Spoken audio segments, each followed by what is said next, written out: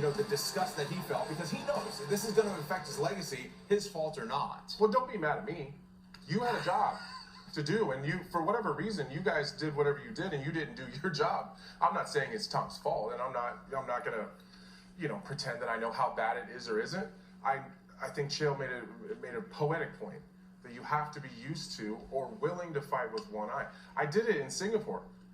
Everyone talks about it all the time, where the ladies waving stuff in front of my eyes. I can't see it. So what do? I just walk away and say, let's fight. It's like you either want to or you don't. And my fight wasn't for a world title. I didn't have Ciryl Gane in front of me throwing bombs.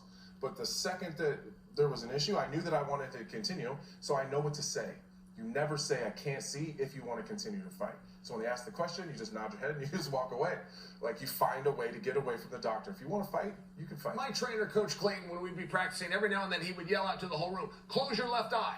And then he'd open your left eye, close your right eye later. He'd say, don't breathe through your nose anymore, breathe through your mouth. And the idea was, if your eye gets swollen and it gets shut, or if your nose gets clogged and you can't breathe, that you're kind of used to these things. Tom said something, and look, we got to dwell on a guy in a really bad moment, but to dwell on him, he said, I got poked in the eye, I can't see. If you got poked in the eye and you're injured, we have a totally different conversation. If you get poked in the eye and you can't see, generally in our sport, that's just something you've got to push through.